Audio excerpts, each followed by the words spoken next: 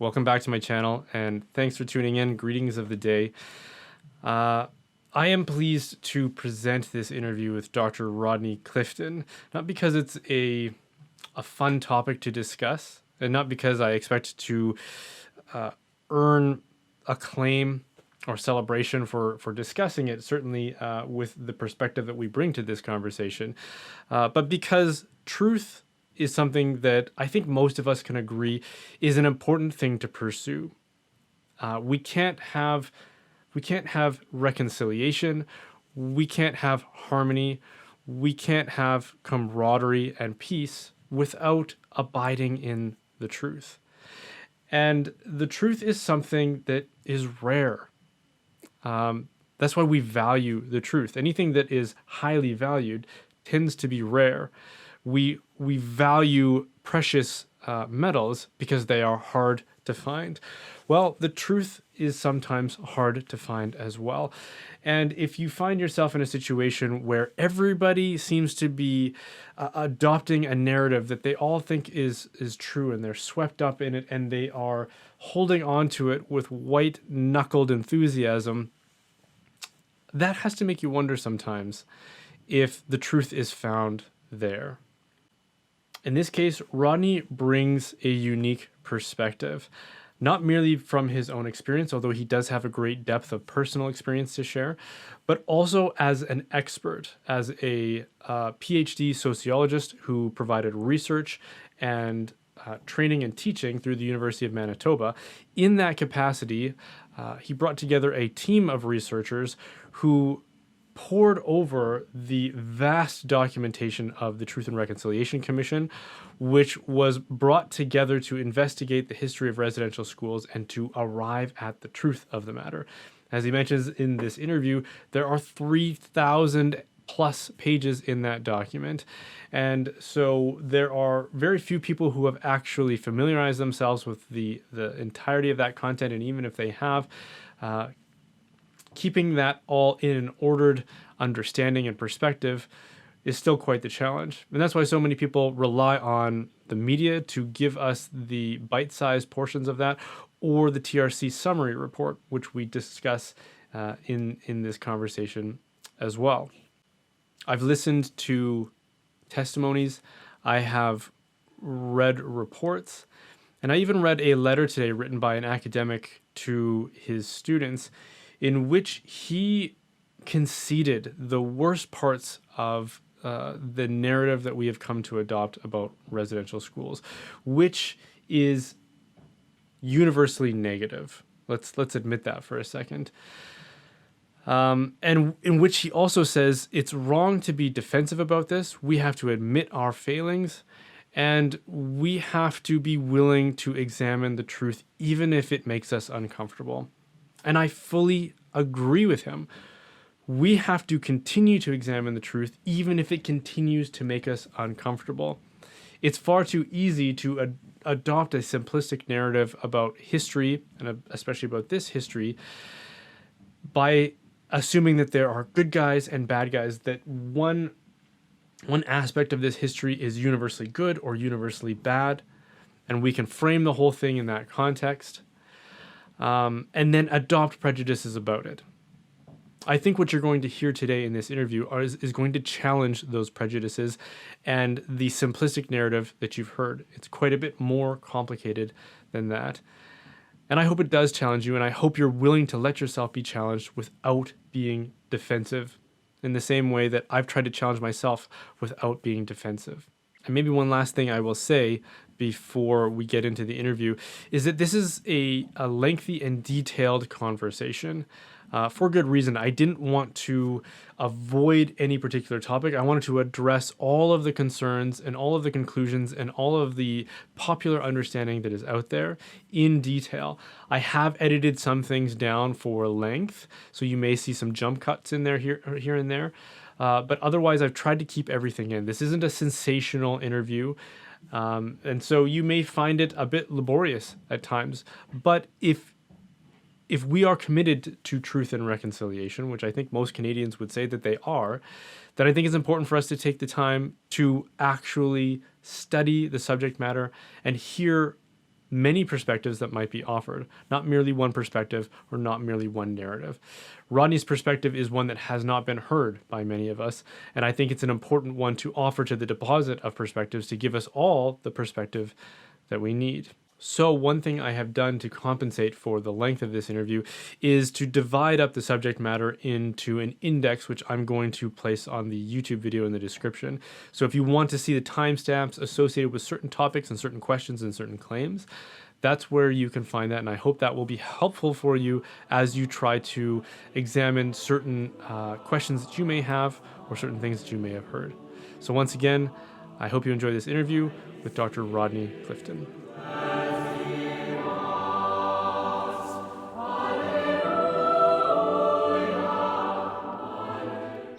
So you've had personal experience as someone who was sent on internship to work with them.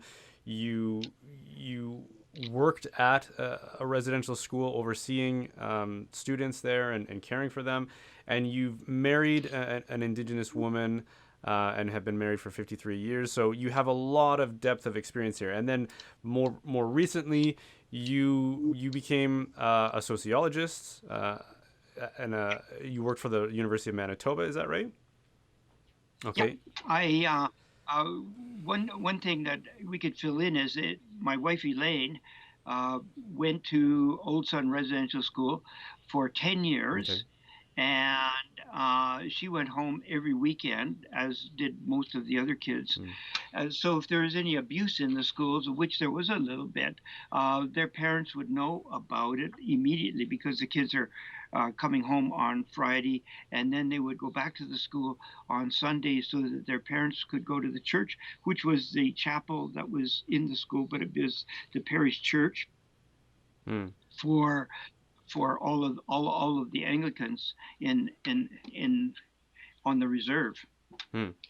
Um, yes, and I've had experience as both a sociologist. Uh, I went to the University of Toronto, did a PhD, and went and taught at Memorial University for 6 years.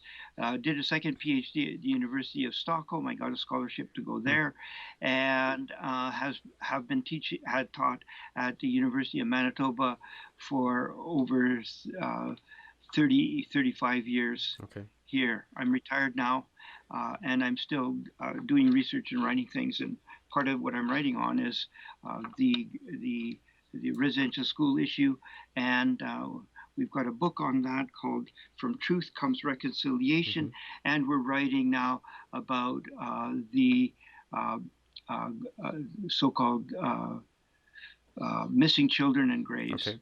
So it's probably safe to say, both personally and professionally, that you are as qualified as virtually anybody to speak on this topic.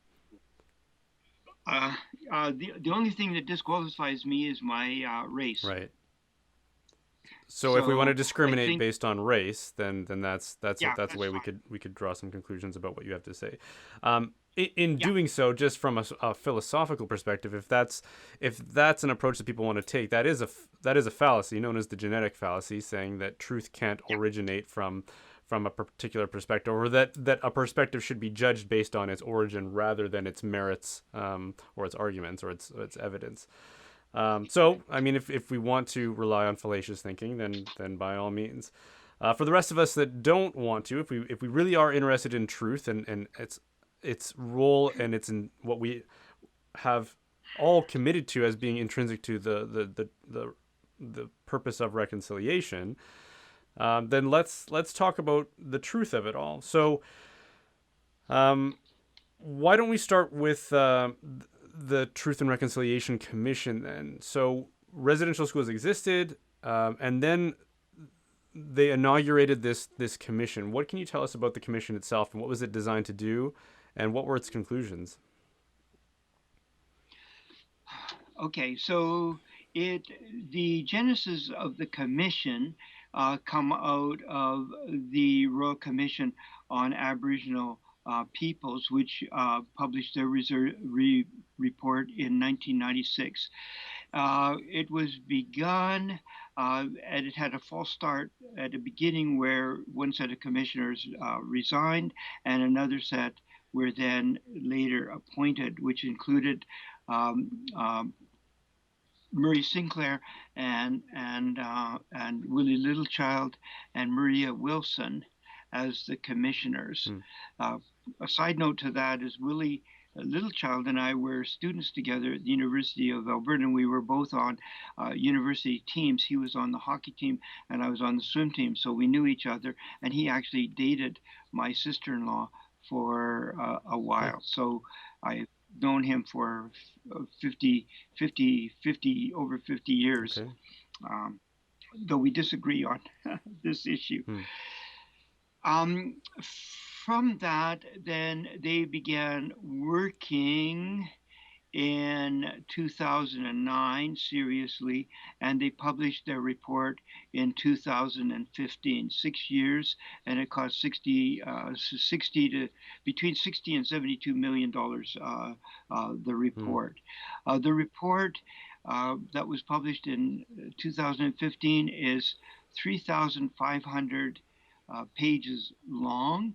It's obviously been written by a whole bunch of different people because there's different kinds of styles Hmm. of writing, but there's also styles and differences in styles of organization. So some of the volumes have indexes, and some of the volumes don't have indexes, and there's no index for the whole report, a comprehensive index for the whole report. So in order to find uh, the answers to certain questions. And in our chapter, in one of the chapters in our book, we asked 29 questions about uh, the residential schools, and we had to sort through the whole 3,500 Hmm. pages to get answers to these questions to make sure that and we found contradictions in the answers that were given in various parts of the report. So the report was put together in a not a scholarly not as a scholarly way as we would have liked it. That is, that there's consistency in terms of the writing style, in terms of the spelling, in terms of the uh, referencing, Hmm. um, in terms of the structure, as we would like. And there's actual contradictions um, within it. So is the Truth and Reconciliation Commission's report then is that the main source that whether we're talking about the media or scholars today are relying upon to frame their understanding of what happened in this chapter of history in Canadian history? Uh, I think there are two things that they're relying upon. They're relying upon the summary volume, a which is a biased perspective on the report, and they're relying upon the people that are willing to stand up and say negative things about residential schools without providing any or very little evidence that those negative things are true universally across the whole system for the whole period of time. Okay. So there's a summary document. What is its relationship with the final report? Is it an accurate portrayal of the 3,500 page report? Because that seems like it would be Absolutely. a useful thing to have as a summary for something that's quite so long. So in many academic articles uh, and books, you would have an abstract at the very beginning that would give a thumbnail sketch of what the argument is and what the evidence is.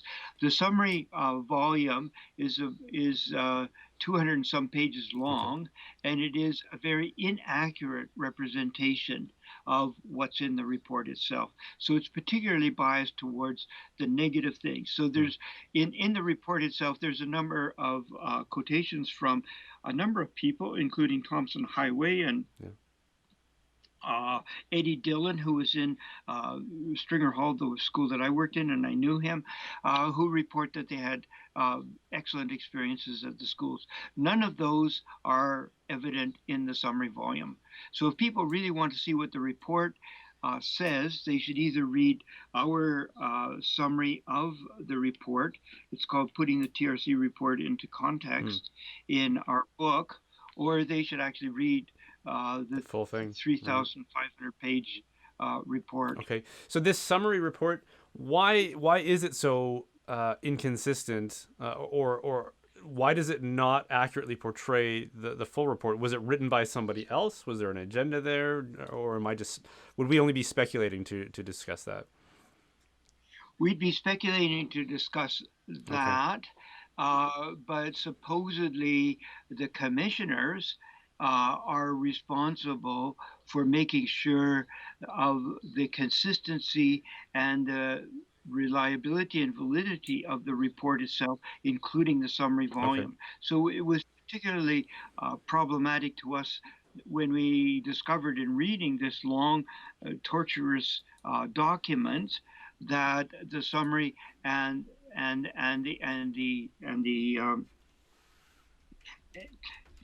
the legacy volumes were particularly biased in comparison to what was in the rest of the report.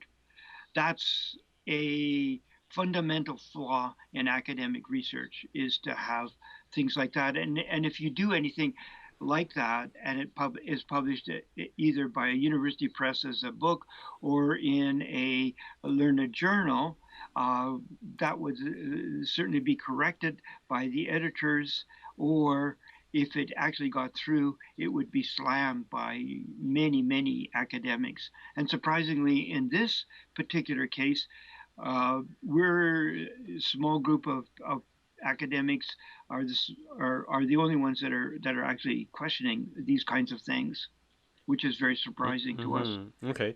Why don't you tell us some stories about your own experience? You mentioned that there are some positive experiences that have been downplayed within certainly the summary of the report. What are some examples you can share with us?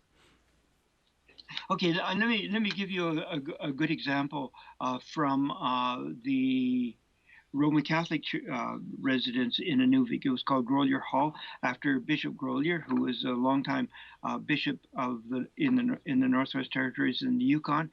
Um, when I went there in 1966 in October, I would go every day when I had my 2 hours off to the research center in town because I was writing notes about the residential school and my experiences, and I was putting all of these things together in that sort of way. And one day when I was doing that, I saw a whole bunch of young uh, Inuit and Dene children uh, cross country skiing behind the Roman Catholic school. So I went over, and there was a little ski hut that had been built there. And I knocked at the door, and I went inside and met Father Jean Marie Mouchet, who was teaching the children from uh, Grolier Hall how to cross country ski. He had immigrated from Belgium and was a Roman Catholic priest and was living at Grolier Hall. And this was one of the jobs that he was doing, was teaching these children how to ski. So I talked to him. I said, would it be possible that if I got my parents to send my skis, my cross country skis and poles and equipment, uh, up here, that I could ski on the ski trails that you had created. Now, at that in Inuvik, since you're 300 miles on the other side of the Arctic Circle, uh, we've got they've got six weeks of darkness in the middle of the wintertime. So Father Mouchet had strung electric lights for 2 miles in a circle for a ski trail for the children. And he said, of course. And if you've got any children in the Anglican school that would like to learn how to cross country ski, bring them over, and I will equip them because parishes have provided us with skis and poles and equipment, and we can train them in how to ski. Uh, I did that, and a number of kids from the Anglican school, the Anglican residence hostel, came over and participated in this program that Father Mouchet had set up. In 1972, that is 6 years later, 6 or 7 of the 8 people on the Canadian cross country uh, uh, team at Sapporo in the Olympics in Japan were from that program. Hmm. Kids that were skiing that I saw skiing at that period of time. Wow. Uh, the first girls, um, the Allens, Jeanette Tourangeau, a number of Mm-hmm. kids that were skiing on that ended up on the Canadian Olympic team representing their country in Sapporo, Japan. Now, how many people know that story? Right. Yeah, no, that's a good question. Is it Y- is it possible that your experience at the residential school you had worked at, or the neighboring one there, the Catholic one, um, I mean that's an anecdote that is positive, but can that describe for us what the system was like as a whole, or is that maybe just an anomaly? That, of course, was an Okay. anomaly, and there, but it perhaps is as much of an anomaly as the anomaly of people being abused in residential Hmm. schools by the supervisors or by the Okay. administrators. We don't know, and this is what the commission, in my mind, was going to sort out. Where Hmm. is the truth in terms of the idiosyncratic stories that are being told either on the good side or the bad side, and get to the actual truth of the situation so the Canadians would know essentially the bad things as Right. well as the good Right. things. And from what I can see, we have been inundated with bad things without any uh, uh, uh, response from the positive things that have possibly happened in those schools. Okay. Yeah. Here's Here's another Hmm. story. Let me tell you one more Okay. story, just to give you another incident. And this is these stories are written up in our book. Hmm. So if people want to read them, they'll get more of a balanced perspective. In At about the same period of time, I got up one morning. I had a little room that was separated from the dorms, but it was up a little bit higher so that I could actually look out a couple of windows and see two of the three dorms that I was responsible for. The biggest dorm had 60 children in it, and the other two dorms had about 15, 10 to 15 children in them. The older children were in the smaller dorms, and the grade 12 children were upstairs, so I couldn't see them. Anyways, one of the Inuit children wasn't very well that morning. So when I got the other 84 kids up and dressed and going to breakfast, I come back to see what was wrong with this young fellow, and obviously something was wrong because he didn't look very well, Hmm. and him and I hobbled up to the second floor and went to our nursing sister. Her name was Rosalind Malik. She had come from London to be the nursing sister in the Anglican residential school. This is part of her Christian service. Hmm. And she spoke with an English accent. It was quite different than the rest of us uh, Canadians, Hmm. and she had come from the center of the universe, the center of the British Commonwealth, to one of the most outlying places you could go in the Commonwealth Hmm. to serve.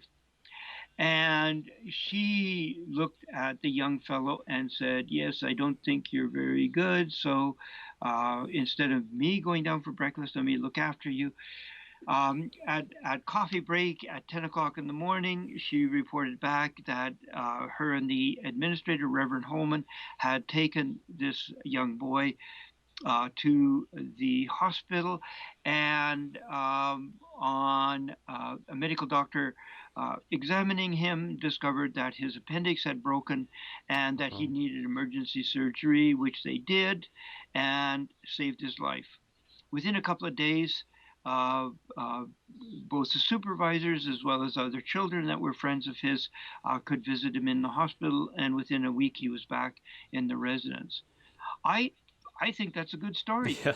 Yeah. Uh, and it's not a story that you would hear in the public press, Right. but I think it's a good story. Another good story is that many of the kids that come in from the high Arctic, the Inuit Mm, kids, had bug infections so bad in their hair that you couldn't actually run your fingers through their hair. mm, So when they first come in, uh, and many of these kids had been out on hunting and fishing camps. So instead of being out on the water with their parents catching fish or hunting with their parents, the small kids would be standing in smoke smudges, trying to keep the bugs away from them. But nevertheless, when they come to the residential school, they had infected bug bites in their mm, hair. So one of the things that we did was we would get the older children who were very good at doing this to cut their hair and not cut the scabs that were there and cause a lot of bleeding, but cut their hair in such a way that get their hair washed using disinfection to try to control some of the infection, and then to get the kids on antibiotics to get um, uh, to clear up their infected bug bites. That also probably mm, wasn't a bad thing to do. Many kids from the higher Arctic, the Inuit kids, the little kids, had infected ears, inner ears, so bad that the pus was actually running out of their mm, ears, and that was another thing that we looked after at the very beginning. Now, it wasn't every child didn't have this, but there were certainly a number of children that had infections so bad and perforated eardrums that they needed antibiotics right away, and that was one of the things that happened. Some of the kids come in and they hadn't changed their clothes or bathed over the whole summer, so they left at the end of June, depending upon when the ice is in and the planes can land either using float planes or using skis when they're getting them back to the various villages.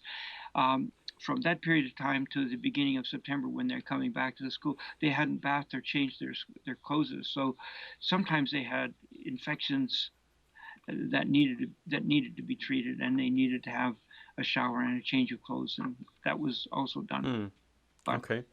those things are not remembered. Another thing that's not remembered is that in both Old Sun, when I lived there for the 4 months, and in Inuvik, about 50% of the people working in the residential school were Indigenous people. Mm, And we hardly we I've never heard in the public media any discussion about right. that. In the school that in Stringer Hall, the one I worked in, the one of the two women that was responsible for the junior boys and the junior girls, junior boys and girls could be between the ages of 5 and 12, were two Inuk women, young women, Lucy and oh my gosh, I can't remember the other girl's name. And they spoke to the kids all the time, Mm. the Inuit kids, all the time in Inuktitut, all the time Okay. in schools.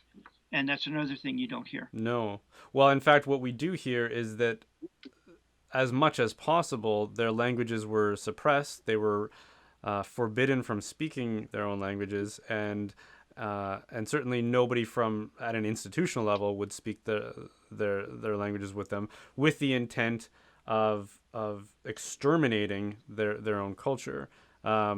Is that a fair assessment? Would you say in most places? Or what was going on in this case? Was this just another anomaly, or was that more common than we've heard? It's more common than you've Okay. heard. Uh, the first dictionary of Blackfoot that was done was written by Reverend Timms, who was the first principal of Old Sun School, Mm, and he would give sermons in Blackfoot, and he wrote the this dictionary and orthography of Blackfoot. So the first uh, recording of the language was done by an Anglican priest who wanted to preserve the language, also probably because he wanted to have these people read mm, scriptures. Um, But he obviously to learn the language at that level within 7 or 8 years of the treaties being signed, he would have had to speak in a polite sort of way, in a reciprocity, in a reciprocal relationship with the Blackfoot people to actually learn that language to that degree that he could write this dictionary. Okay.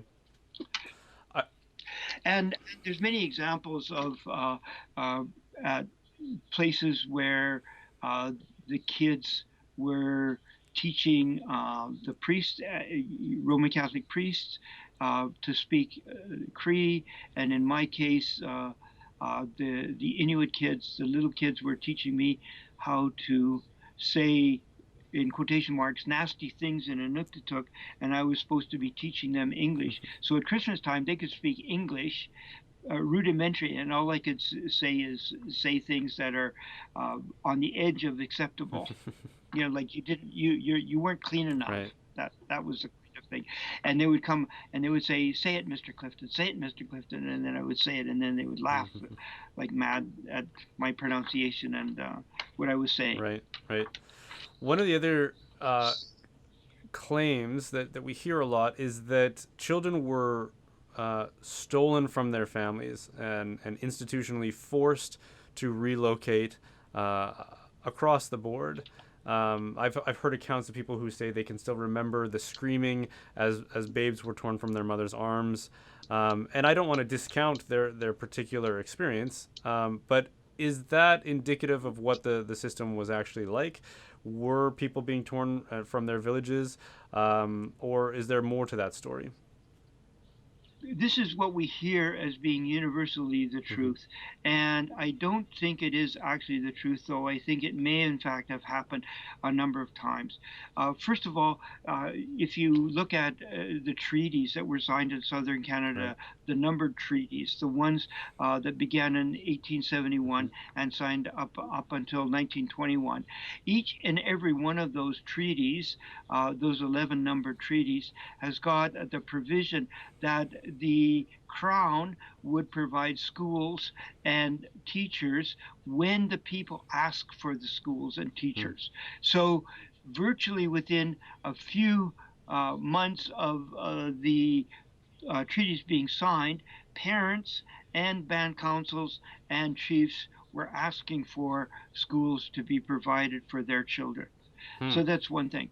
The second thing is, can you imagine in the Northwest Territories where I was in Inuvik when people were living in small hunting and fishing camps across the barrens or in the forest that uh, white people could actually go and find these people and take their kids away from them without those people meeting the planes or the boats that were coming to take their children to residential school because they wanted their children to Hmm. go.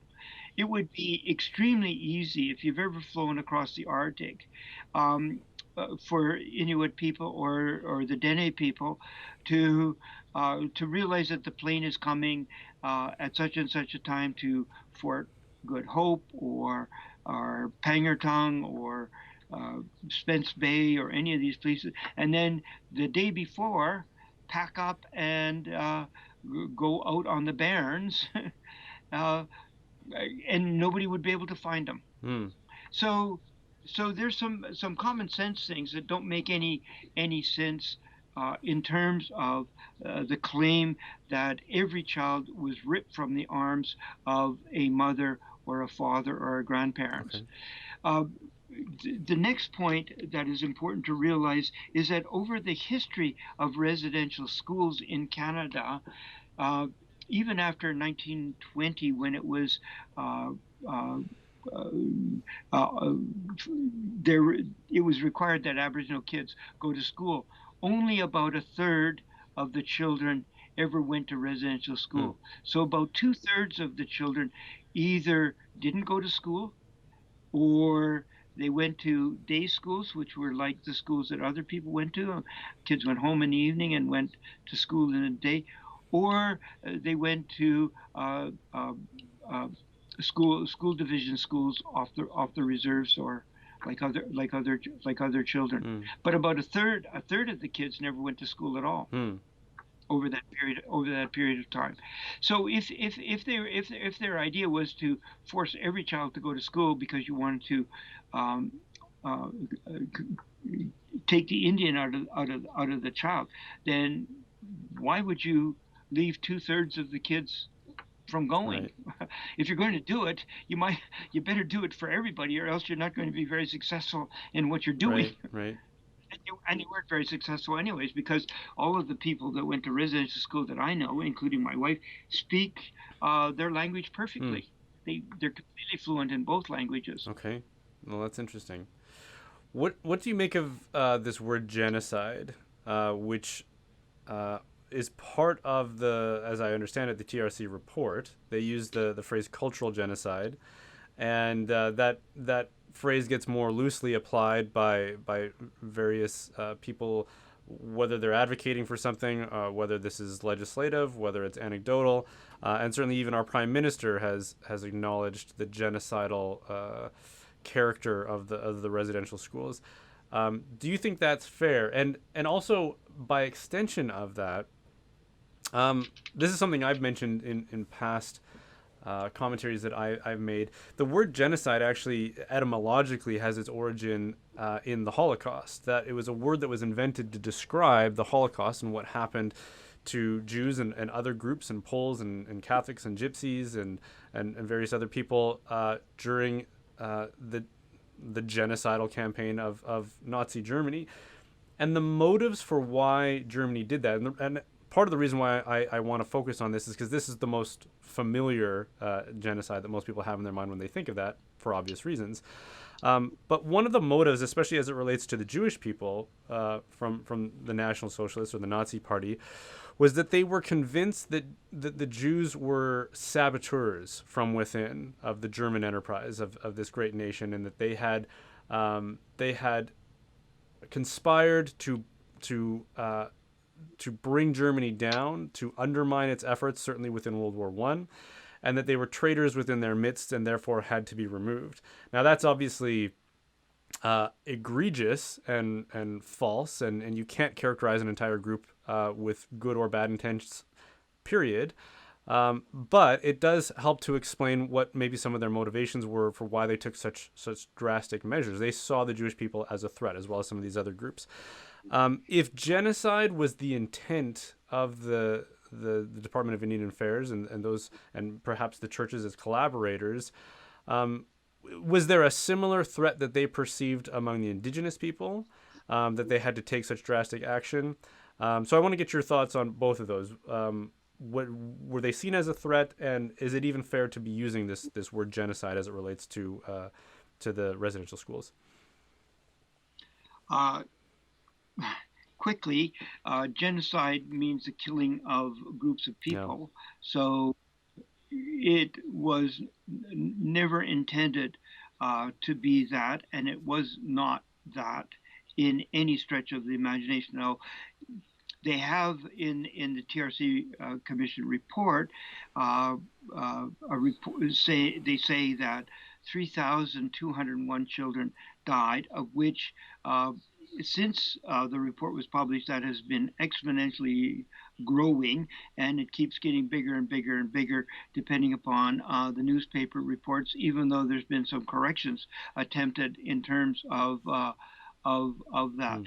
The great bulk of those children who died, that they've got evidence of, almost 50% died of tuberculosis, which in 1901 killed 10,000 Canadians when our population was about 4.8 million people. So there were various epidemics that went through the population, and perhaps, probably, the Indigenous people were less immune to these infectious diseases because they hadn't been exposed to it as children that had whose ancestors came from Europe or from Asia had been exposed to. So they probably died at a higher rate than normal, Mm. but the great bulk were died of as a result of these kinds of diseases that up until relatively recently, streptomycin, for example, the first drug that could be used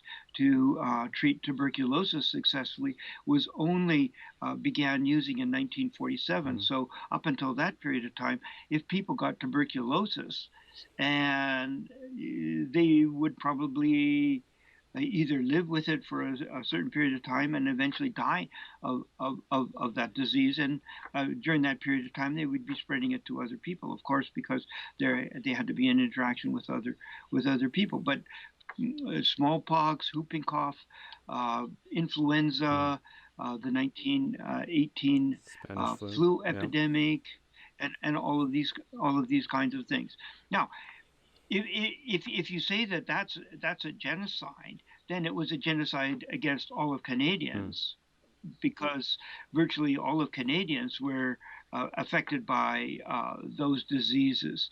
Now, obviously, if children are in residential school and a kid is infected in the school, it's more likely to spread wider and further than if the children are in separate Mm. houses in which only the family interact. But obviously, in small communities, they interact across families as well. You know, somebody goes hunting and kills a moose and brings back and gives parts of it to other Mm. people, and all kinds of things like that. So Mm. I think it's over the top to use the word genocide, and I think it particularly puts a bad, un, uninformed notion on Canadian history. Mm. Okay. Has anybody ever done a study on whether or not the mortality rate outside of residential schools for Indigenous people was comparable? Like what for the 2/3 of kids that didn't go to residential schools, was there a similar mortality rate? Has anybody looked into that you know of? They haven't, Mm. and this is one of the things that we thought that the commission would have done, that they would have made a comparison between the children that were in residential schools Mm-hmm. with children that went to day schools, with children that never went to school at all, with the white children living in rural communities in a similar kinds of circumstances, so that we would have some uh, good evidence of, in a comparative Yeah. way, of the actual effects of residential school on the transmission of these kinds of diseases and the death rates of these diseases. Even in terms of the children that have run away from the schools, and in the report there's a number of stories about children that have run away from the schools and Mm. died as a result of running away. Shani Wenjack is the most famous, made uh, famous by oh, who is the singer? Oh my gosh, can't remember. Anyways, he's the most famous example of that. Okay. But we don't see any comparative data of children from white families Mm. who ran away from their homes, or children from other residential schools, let's say private residential schools, running away and not making it home. Okay. In one example of the Blackfoot Reserve, where three girls ran away, uh, they went about a mile from the school to one of the girls' homes, and the parents send the kids back in the middle of a blizzard, Mm. and the kids laid down in the middle of the field between their home and the school, and the two girls on the outside died, and the child in the middle survived. They blame that on the schools Mm. rather than blaming it on the parents. Like, why would a parent send a child to walk a mile in the middle of a prairie blizzard when it's really cold out and the children aren't as well dressed as they should be for that? And they didn't. They Why didn't the parent take the children back either by their car? It was that one happened in 1962, so they probably had a transportation that they could have taken the children back to the school, but they sent the children walking back to the school, and that was blamed upon the school Mm. Mm-hmm. rather than the parents. And with the Cheney Wenjack situation, for example, the those a group of boys left uh, the residential. It was a hostel like the one in Nuvik because the kids went to the public school from that from that residence. Went and stayed at a cabin of one of their relatives for a couple of days, and that man let Charlie Wenjack begin a walk of 600 kilometers in light clothing Hmm. along the railway track to his home. Like, what kind of adult would do Right. that? And why won't anybody say, hold it a second, can we actually blame the school for something that ultimately an Aboriginal adult, did? Okay. Hmm.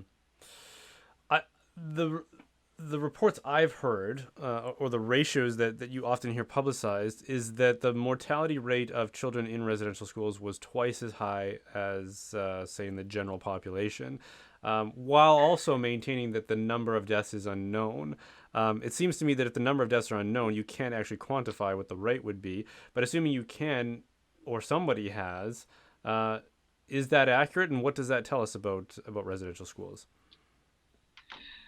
Your second point is accurate. Nobody knows. We don't even know how many children went to the Hmm. schools. The number that's thrown around is Yeah. 150,000, but we don't know if, how that that was obtained. That number. The rumors say that Stephen Harper, in setting up the commission, sent a message to Indian Affairs, and a group of the senior people in Indian Affairs sat around and ballparked it and come up with Hmm. 150,000. Now, the average, which we calculated and is reported in our book, the average stay in residential school was 4.5 years during the period of time, uh, the latter period of time, the time when people were still alive and could be paid for the common Hmm. experience. So in the common experience payments, which is reported in the TRC Commission report, children the previous children would receive $10,000 for the first year that they were in school or part of the year, and then $3,000 for each a year after that. And since they published that data, we calculated the average time that kids were in school, because they published that the average child person received 20 just over $20,000. Hmm. So that meant that the average was 4.5 years. So the fact that they don't even report Hmm. the length of time by the number of children, or they don't report the actual number of children that went to a sample of the schools, for example, you don't have to have all 139. And if you actually count the schools that are in the report, it's not 139, it's 143 Hmm. schools. So they didn't even count it Okay. properly. It's not Hmm. correct what they say. You could have had a better estimate of the number of kids that went and how long they actually went to Hmm. school.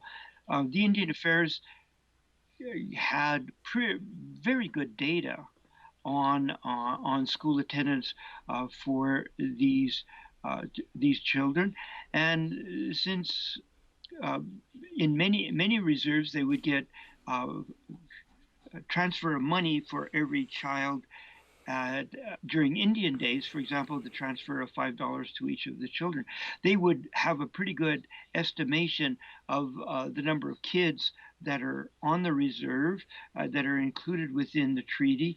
And if any kid is missing after school and the parents came to collect the money, they couldn't collect the money for a child that is missing. So there were ways of triangulating about the missing children that was never done in the report. And now we're getting all kinds of Hmm. inflated estimates of how many children died in the school, or were murdered in the school, Right. were buried in the school yard. Right. Um, One of the claims that's often made is that the reason we don't have that information is because churches and the government are withholding records and documentation, and that they refuse to open up their archives. Is that true? Has that been going on? uh,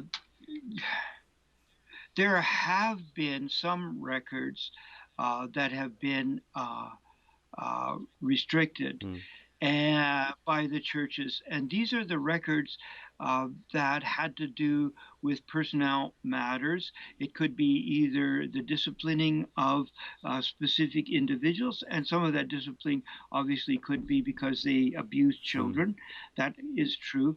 But the other records, in terms of the number of children that were in school and the number of children that were passed on from grade to grade, and the number of children that entered school the next year have been open. And one of the reasons these records are open and accessible is because the churches and the schools got money on the basis of a per capita enrollment. Hmm. And if you didn't know how many kids were in your school, you wouldn't get any Right. money, Right. right? Right. So Hmm.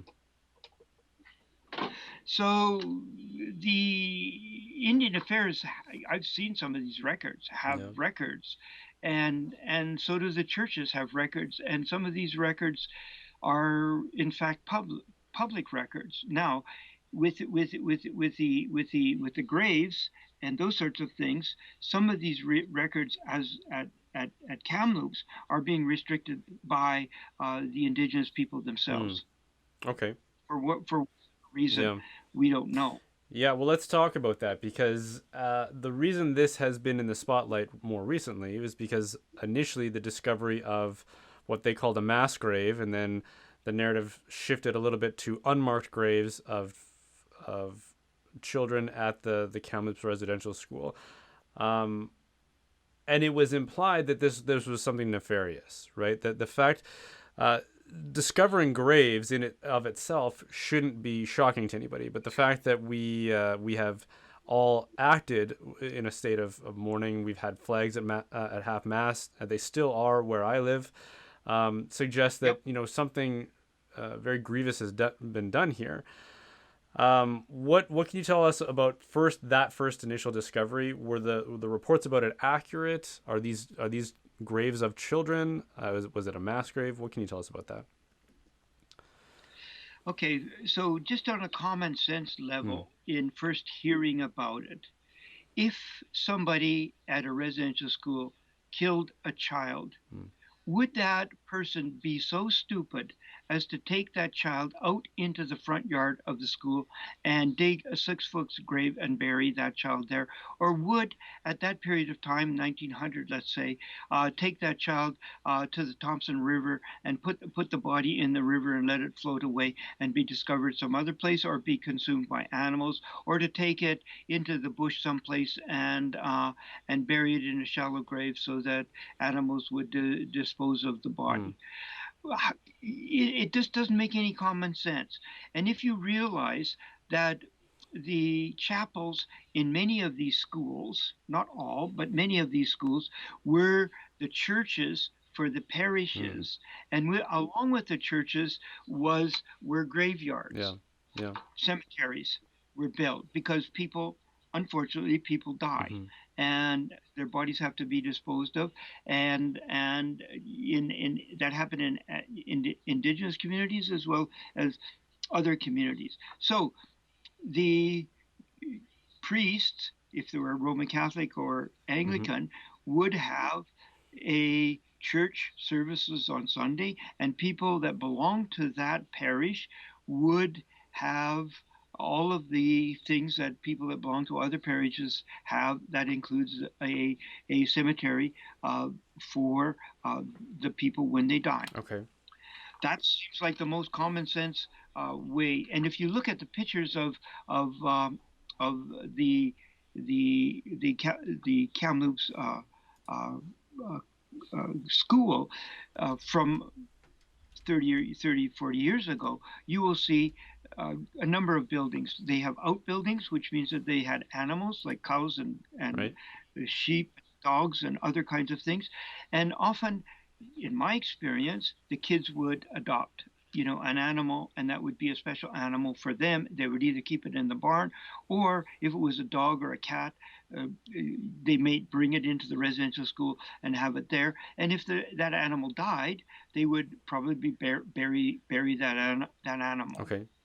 Uh, in the same sort of way that many of these schools had fire pits in which garbage was burnt in the fire pit because they didn't have, commercial companies coming Right. around picking up Hmm. garbage as we do now, and so they would burn the garbage to keep animals away from the schools and to dispose of these sorts of things. After the pit was filled, they would probably bury it uh, with dirt and leave it.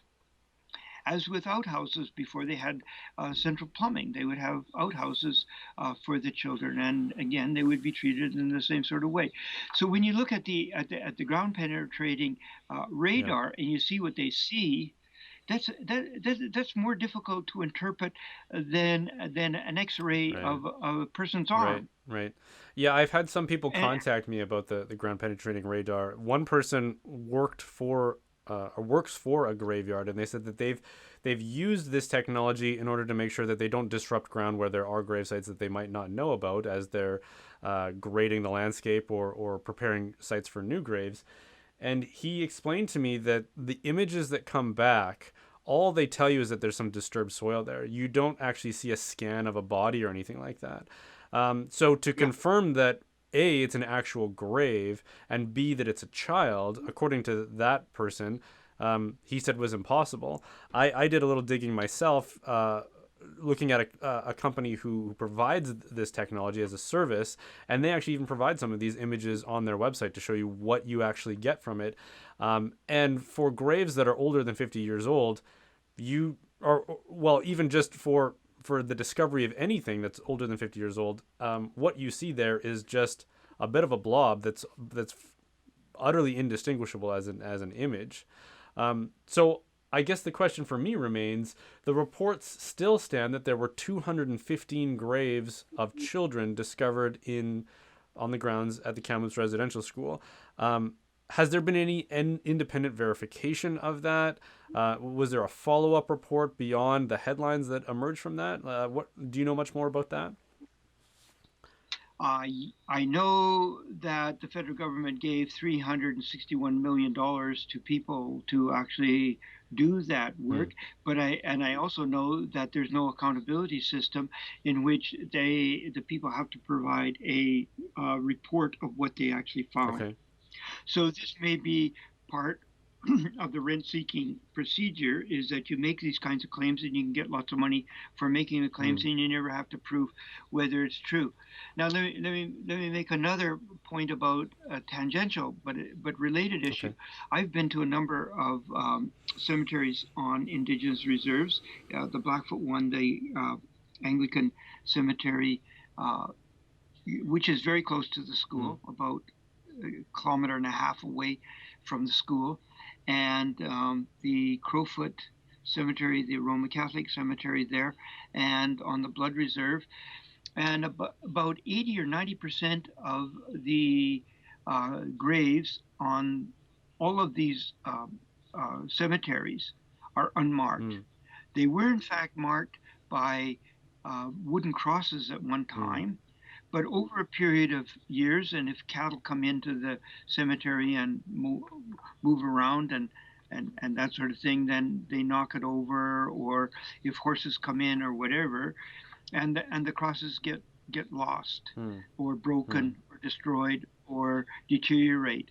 And in the Anglican cemetery on the Blackfoot Reserve, much of the cemetery, maybe a third or a half of it, has returned to natural prairie, in which you don't know where people are buried. There's sage growing and gopher holes and uh, uh, cactus, you know, like just in the natural Yeah. prairies.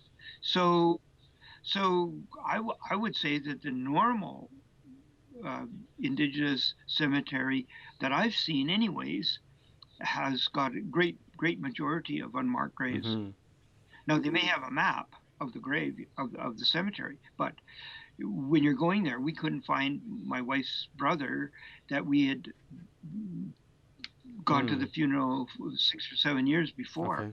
and we couldn't find the The grave. grave because it's unmarked and other things have been buried, and we forgot exactly where it was, Mm. and it changes as other people are buried in those graves. Okay. What do you make of the framing of the legacy of people like Bishop Vital Grandin, who was one of the early missionary bishops in Western Canada, as well as Father Albert Lacombe, who was a missionary priest who was uh, instrumental in helping establish schools, hospitals, railroads, treaties in places like Alberta, where I live, who are now um, being associated with some of the worst parts of the narrative of residential schools. So one of the effects we saw was a mural of Bishop Grandin, I believe it was in the LRT station here in Edmonton, has been removed, and there are calls for similar measures to be taken. Do you think that that's fair? Or are some of these individuals? Do you know much about these individuals, and what was their role in this? Uh, I think there were saints. Many of Hmm. them, went out as the people went to Nuvik in 1966 when I went there, when nobody, hardly anybody else would Yeah. go to serve the needs of people in the best way that they could. Now, obviously, because we're human beings, we make errors and we do things that we wish that we wouldn't we hadn't have Hmm. done. Now, all of us have done that. Doesn't matter whether you're Aboriginal or not. Yeah. Those kinds of things have been done. So if we're expecting, the saints to be perfectly saintly and have no human characteristics, then it may be fair to judge them Hmm. negatively. But if we expect them to be human beings with both positive and negative things, then what we should do is we should look very carefully at their history and what they actually did, and make the decision of whether we're going to uh, in Edmonton, for example, there's a school named after Father Yep. Lacombe. We're going to change the name of that school. My disposition would be don't do it. Leave it as Hmm. Lacombe. Hmm. Don't say these negative things about John A. Macdonald. Okay. Okay. So even among people like Ryerson and McDonald, um, you think that the legacy and the narrative that is being built up around them isn't quite fair. Unfair, Yeah. absolutely. Okay. Um, Ryerson is best known for setting up the public school system in Hmm. Ontario, and he took that knowledge and that information and set up, uh, wrote the document about setting up schools for Aboriginal people. What's wrong with that? Do these people not need to be educated in the same sort of Yeah. way, with the same sort of cultural attributes that were becoming most prevalent within the society? Hmm. That is English and French, mathematics, uh, literature, language, Mm-hmm. Mm-hmm. science. Mm-hmm. Um, if we would have been, we Canadians would be condemned, or the British would be condemned if they never provided any services to these people. Okay, you people live off the land. We're not giving you any farming equipment. We're not giving you any horses. We're not going to help build houses for you. We're not going to help you survey trap lines. We're not going to provide roads for you. What is the alternative? Mm-hmm. Mm-hmm. Is your alternative to leave them living in exactly the same way that they were in the Yeah. 1700s? Yeah. Like, So it seems to me that even though we have indicated that truth and reconciliation are the aims of all the groups and actors who are involved in this process, it seems to me that truth is something that has been obscured quite a bit, and I wonder if you have any theories about why that might be. What purpose does that serve? Is some might say, well, this is a measure of justice, that even if some misinformation is spread, it's in the name of helping to honor the victims who suffered so much under this system. Is that all it is, or is there something else going on that you can you can indicate for us?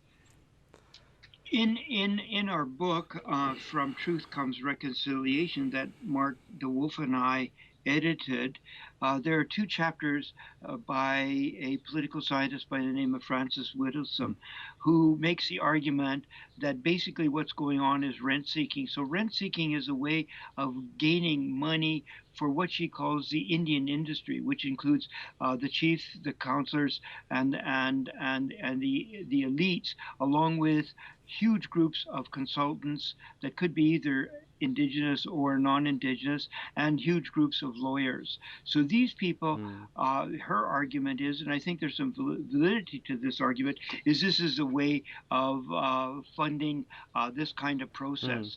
And the more you can make common Canadians uh, sympathetic to this perspective.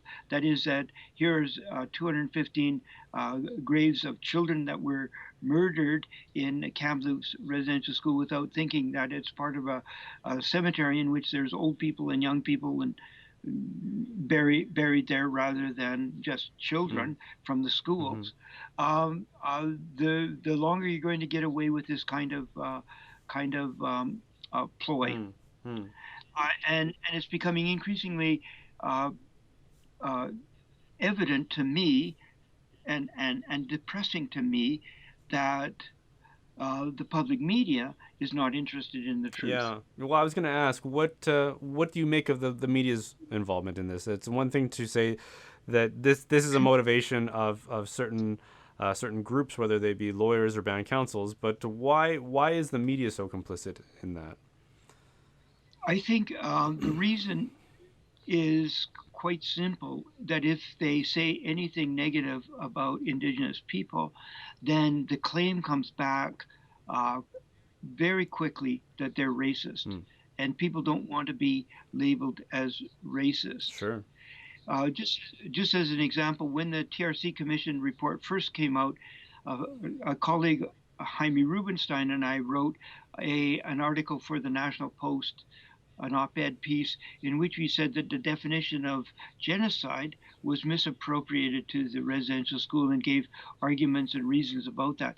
Within a couple of weeks, 1,300 academics and graduate schools, the students from across the country, had signed a petition against us saying that we were Hmm. racist.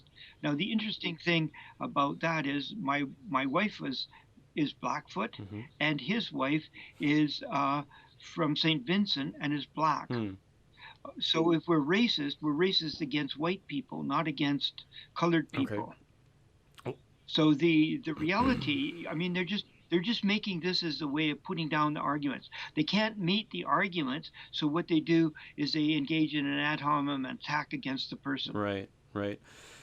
So, assuming that people don't want to say negative things about Indigenous people, and I can understand why you wouldn't want to, not just for fear of being accused of being racist, but racism is a part of our history, and Indigenous people have suffered racism, and so I wonder, is by sharing the information that we have shared, is there a risk that Indigenous people will suffer more racism or blame for misinformation or for some sort of a conspiracy to reframe the legacy of Canadian history in such a negative light? Is that a risk?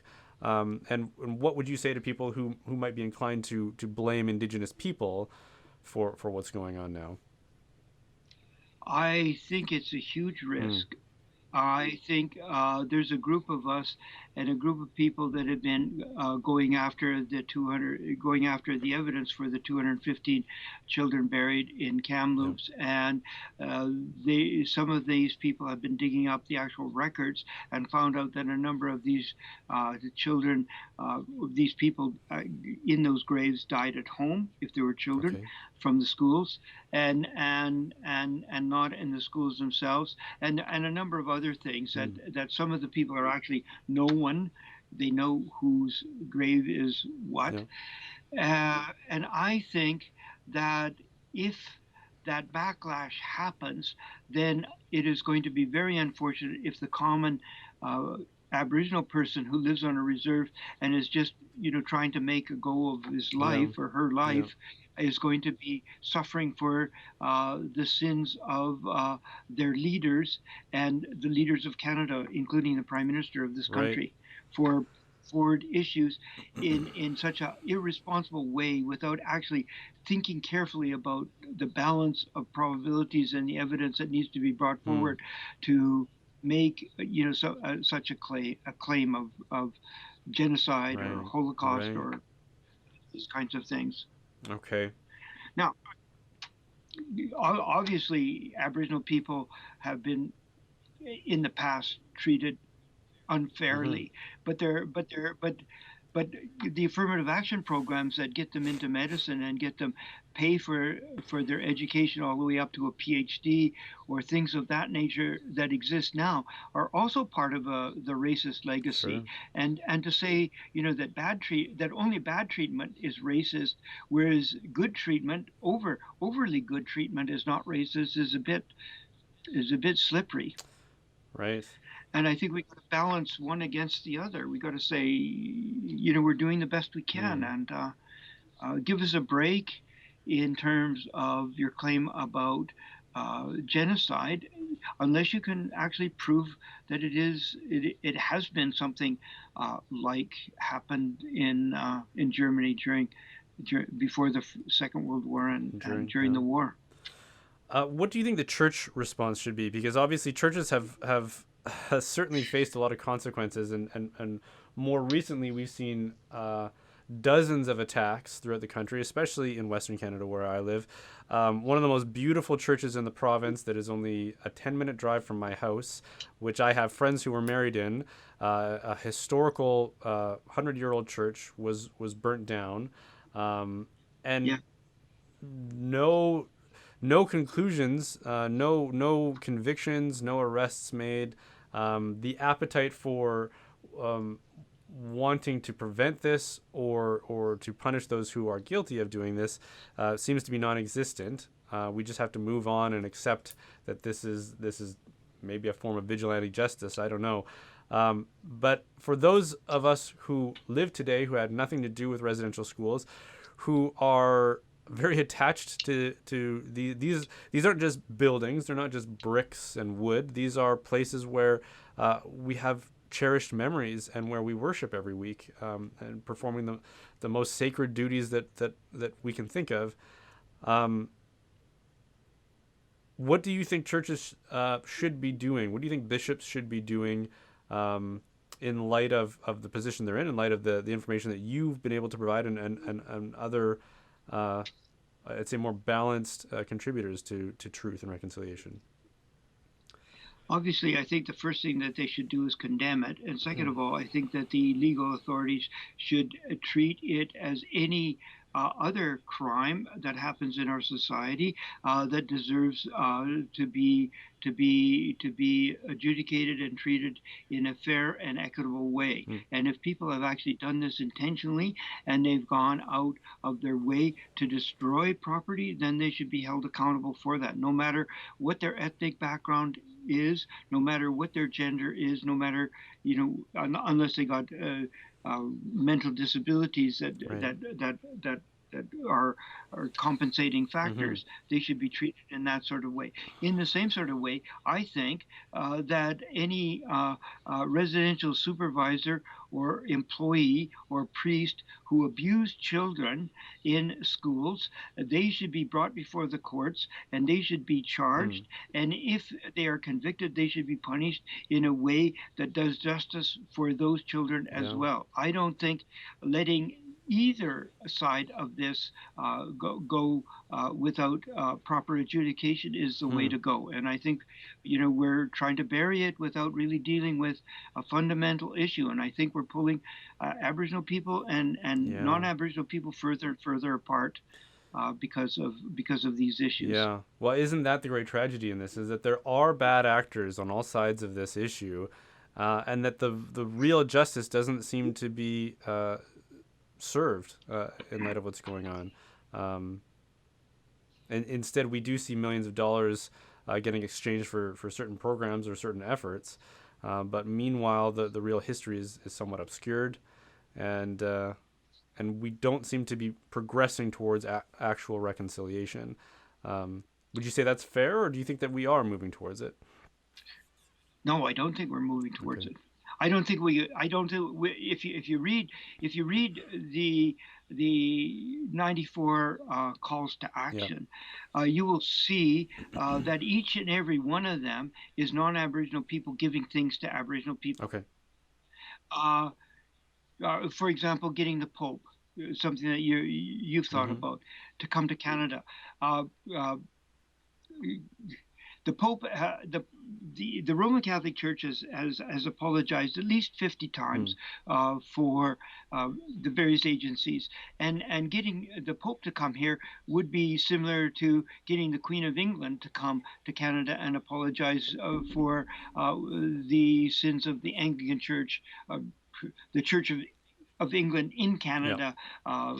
What it did. Mm-hmm. It's a disorganized. It's a dis the organization is not so tight that the person at the very top is responsible for the actions of every Mm. individual under that his ultimate Right. jurisdiction. Right. Um, so you've got 50 apologies. You want to get blood out of the stone, then ask for the Pope to come. Is the Pope going to come? Probably Yeah. not. Has the Pope apologized? Phil Fontaine said that when he returned with his contingency going to talk to people at the Vatican, that he thought the Pope had Mm. apologized. Why can't we accept that as an apology? Mm-hmm. Mm-hmm. Yeah. I have no Yeah. idea. I think this is an attempt of making people feel bad and worse for the conditions that we're in, rather than recognizing some of the positive things that have been made. Mm. And I don't see any of those calls to action. The Prime Minister said he was going to accept all 94 of them Mm. as being Mm-hmm. feasible. Like it says, we're going to build healing centers um, in in various places, but no limit to how many of these or how much money is spent. So it'll never be fulfilled. Right. I mean, if I get one in my house, then you're going to want one in your house, Sure. right? And everybody's going to want one in their Mm. house. Well, is have we got enough resources to do that? Is that a reasonable thing to to Mm-hmm. promise? Like it was fallacious for the federal government to accept all 94 of those. With most Royal Commission reports, they look at the report and then decide, and then issue a response to it, in which they've said, the things that they're going to do as a result of the Royal Commission Mm. report. In this one, the Prime Minister just said, "Oh, we accept all of them. We're going to implement all of Mm-hmm. them." You can't. Right. You Right. can't. Some of them are provincial and municipal Right. responsibilities. Some are church responsibilities. Some are responsibilities of Rome. Right. Like the prime minister may be powerful, but No. he's not he's not over the Pope of Right, Rome. right. So what is a reasonable way forward? Is there a simple path that we can start to work towards, or is it just far too complex an issue that maybe justice or an adequate amount of mercy will never be realized? I think we have to work towards it, but I think we need another report. Hmm. And the other report needs to be a group of blue ribbon Indigenous people and blue ribbon non-Indigenous people that know about the history of this country, writing something, a new blueprint, as was proclaimed by Martin Luther King in his speech in 1963. I have a Hmm. vision. We need a new vision of Canada in which we have Indigenous people being treated with respect and non-Indigenous people treated with respect, and not simply the transfer of resources from one group of people Hmm. to another group of people that can never end, and in the process of seeking a Mm-hmm. reconciliation. We really need some good thinking about Hmm. this, and we haven't got at this time good thinking about it. And our book, simply points out, the difficulties. It doesn't do the good thinking of how do we move on from this. Right. We're digging ourselves into a pit that could destroy the country. Yeah. Well, that does seem If reasonable to me. So, Dr. Rodney Clifton, author of From Truth Comes Reconciliation, and I believe that's available on Amazon. Anywhere else where people can pick yes, that up? Frontier Center for Public Policy in Winnipeg. Okay. Well, thank you, Rodney. It was great to have you on, and maybe we'll do it again if more information emerges in the future. Instead of talking to me, I would like you to talk to some of the other people that are authors of the Okay. book. Yeah. Well, I would love to. Hopefully, we can connect with some more people that are experts and also have experience. Yeah. Yeah. Thanks, Okay. Brian. It's been Yeah. My great. pleasure. Thank Okay. you. Thanks for watching. The reason I can continue making content like this is because of the generous support of my viewers. If you feel called to support this work, then consider joining the Reinforcements, which is my online community. There are multiple tiers, including free access for those who can't help financially but still want to join. You can join up at www.brianholdsworth.ca. Certain levels will also get a free gift basket from Glory and Shine, who is a family-owned Catholic bath and body products company whose beard balm I'm wearing right now. It's like aromatherapy for your face. Even if you don't join, they make amazing products, so check them out at gloryandshine.com. And don't forget to like and subscribe. You don't have to agree with everything I said to get value out of these kinds of conversations, so be sure to subscribe to be edified or challenged. There's value in both.